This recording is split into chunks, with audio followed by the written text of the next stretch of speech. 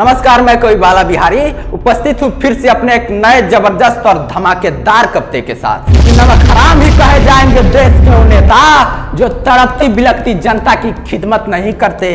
कि नमक हराम ही कहे जाएंगे देश के वो नेता जो तड़पती बिलखती जनता की खिदमत नहीं करते। कि जिसने सीखा ही नहीं प्रेम और सद्भावना का सबक वो अपनी सभ्यता और संस्कृति की हिफाजत नहीं करते। कि जिसने सीखा ही नहीं प्रेम और सद्भावना का सबक वो अपनी सभ्यता और संस्कृति की हिफाजत नहीं करते। कि लानत है ऐसे नेताओं पर यारो जो अपनी मातृभूमि से भी मोहब्बत नहीं करते।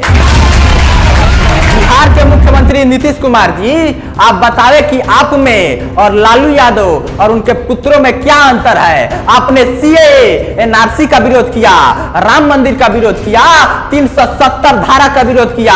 आपने कहां देश का साथ दिया है। लालू के बेटे तो कम पढ़े लिखे हैं लेकिन आप तो पढ़े लिखे हैं, आप तो इंजीनियर हैं। आपका दायित्व तो क्या यही बनता है कि आपने मोदी जी को जब वो सीएम थे तब बिहार आने से रोक दिया था। जो काम राजद के नेता और लालू एंड फैमिली करती है और कहती है तो लोग अनपढ़ कहलाते हैं, और वही काम आप करते हैं तो आप सुशासन बाबू कहलाते हैं। आपने देश का साथ कहां दिया है बताने का कष्ट करेंगे।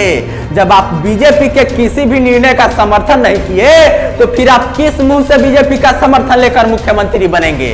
आप ईमानदार हैं, इसमें शक नहीं है, लेकिन ईमानदारी सिर्फ रुपया पैसा धन दौलत पर ही दिखाने से काम नहीं चलेगा।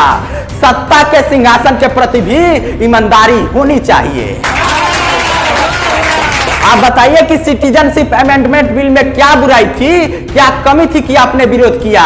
जो लोग पढ़े लिखे नहीं है, जिसको समझ नहीं है, जो दूसरों के समझाने पर निर्भर है, उन लोगों ने विरोध किया तो किया, मान लेते हैं उनको समझ नहीं थी, लेकिन आपने विरोध क्यों किया, कारण बताइए। या तो आप भी ना समझ है या फिर राजनीतिक कपट आपके अंदर भी है, इस बात को स्वीकार कीजिए। कश्मीर से धारा 370 हटा, उसमें बिहार के लोगों का क्या नुकसान था कि आपने विरोध किया। मतलब साफ है नीतीश कुमार जी कि आप कम बोलते हैं और मंद मंद मुस्कुराते हैं, लेकिन राष्ट्रभक्ति आपके दिल में नहीं है। आप दूरदर्शी नहीं है। देश के तमाम जहनी मरीज बुजदिल नेताओं की तरह आपके अंदर भी जहर है, जो आपको सत्ता के लिए देश की अस्मिता पर ना खुलकर बोलने देते हैं ना साथ देते हैं, बस जहर उगलकर आंख झपकाते रहते हैं। अगर आपको मेरे प्रश्नों का जवाब ना मिले तो आपको बीजेपी के साथ बीजेपी के समर्थन से पुनः मुख्यमंत्री नहीं बनना चाहिए, ईमानदारी दिखानी चाहिए। आरजेडी के राज में आप जैसे बिहार के तमाम नेताओं की बोलती बंद रहती थी। आरजेडी ने अपने शासनकाल में बिहार के तमाम पार्टी और नेताओं का कचूमर निकालकर लाशा निकाल दिया था। आप लोग घुट घुट कर जी रहे थे, छिप छिप कर रह रहे थे, और बीजेपी से थोड़ी अनबन क्या हुई, आपने अपनी और बिहार की जनता का दुर्दशा का ख्याल भी नहीं किया और बर्बाद आरजेडी से हाथ मिलाकर उसको आबाद कर दिया। यह है आपका राजनीतिक संस्कार। गौर कीजिएगा मित्रों कि जंगल से निकालकर रेगिस्तान में फंसाया नहीं जाता, कि जंगल से निकालकर रेगिस्तान में फंसाया नहीं जाता, तरकुल से उतारकर खजूर पर अटकाया नहीं जाता। कि बुजुर्गों का कहना है नीतीश जी, कि बुजुर्गों का कहना है नीतीश जी कि दोस्त से थोड़ी अनबन होने पर हड़बड़ाकर दुश्मन को गले लगाया नहीं जाता।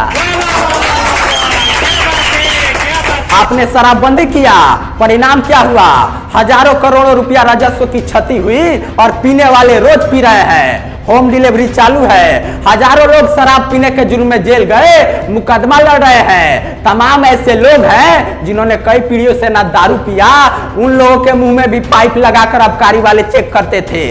एक ही पाइप से हजारों लोगों के मुंह में डालकर चेक किया जाता था। शराबबंदी अच्छा कदम था, लेकिन परिणाम क्या निकला।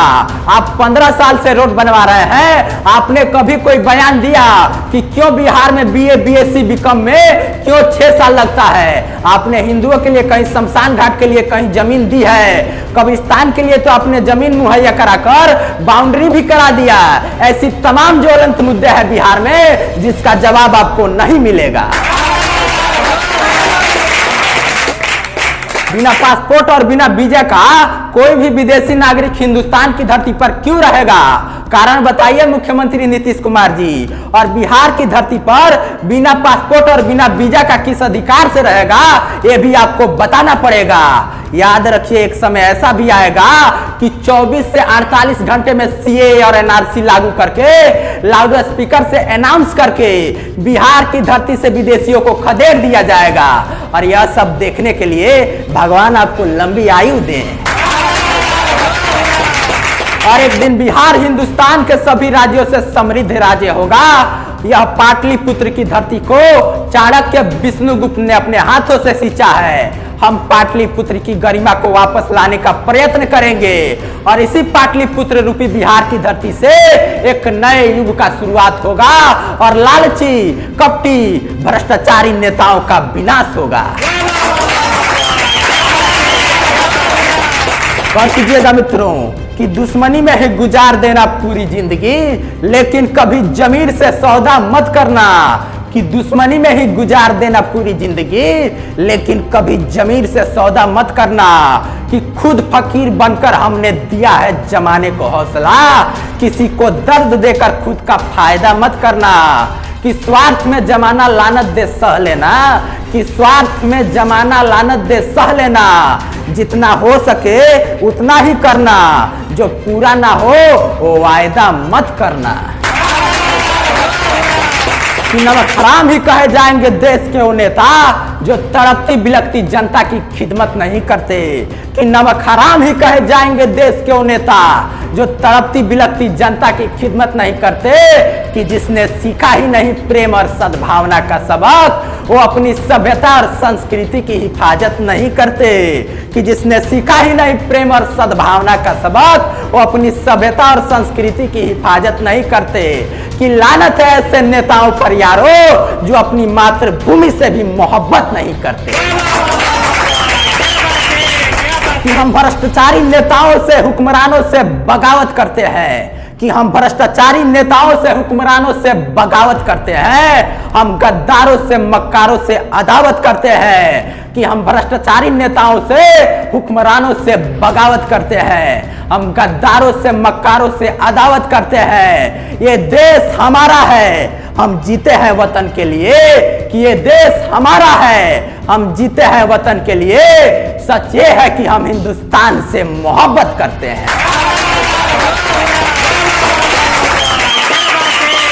मित्रों, बिहार के भविष्य के लिए इस कविता को ज्यादा से ज्यादा शेयर कीजिए, सोशल मीडिया के हर साइट पे शेयर कीजिए और यूट्यूब पे सर्च कीजिए कवि बाला बिहारी गोपालगंज। और देश हित में हमारे संपूर्ण कविताओं को सुनिए और हमारे चैनल को भी सब्सक्राइब कीजिए और साथ ही बेल आइकन को जरूर दबाइए। जय हिंद, जय भारत।